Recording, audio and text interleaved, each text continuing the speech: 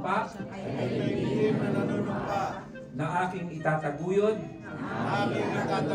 at ipagtatanggol ang saligang batas. Maupo. Pero ngayon, too late na po kayo kasi luwan lang po kayo. But as for us, of course, we are very happy that you have decided to once again become Filipinos.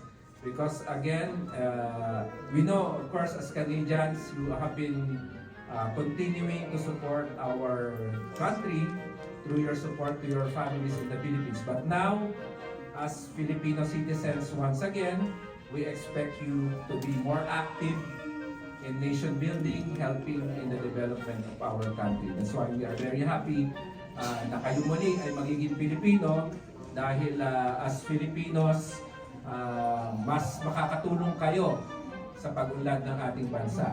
So ano po ba yung inyong mga rights and privileges bilang mga Pilipino? Of course, to live in our country, to go there whenever you want, stay there as long as you want. And of course, ang kailangan po dyan syempre ay inyong travel document. Nililinaw po natin na hindi po kailangan agad-agad yung inyong Philippine passport to travel to the Philippines. Okay? Yung pong pinirmahan nyo kanina, and the one that you put your thumb marks on, pwede na po yung magamit ninyo in going home to the Philippines, still using your Canadian passport, to avail of the privilege bilang mga Pilipino. Para po kayo magstay doon ng walang limitations, na no need for a visa, o kaya hanggang 1 taon lang ang inyong pwedeng magstay doon under the Balikbayan program. So with that document, the identification certificate, pwede po kayong magstay sa Pilipinas as long as you want, pabalik-balik, nang walang any restrictions, as long as of course wala kayong any criminal record or any record in the Philippines or any cases against you. So yun po. So yung po mga nagtatanong kung pwede po ba kayo magpa-process na kayo ng passport, unfortunately we cannot accommodate you kasi meron po mga naka-appointment. We will be coming back here in June. So yung po pwede kayo magpa-appointment kasi we pre-encode your details, mas madali po kasi yun.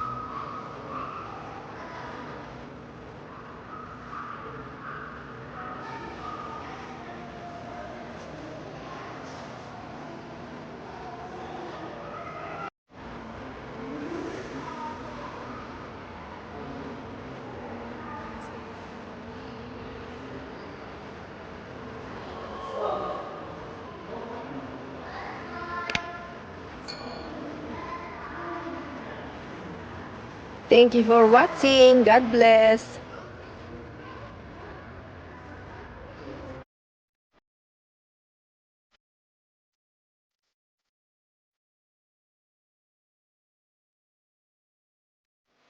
Thank you to my family, relatives, and friends.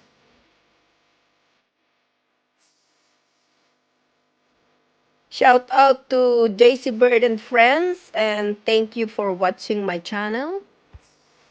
Thank you to my kapatid, Juliet, and sister Luisita for watching this channel.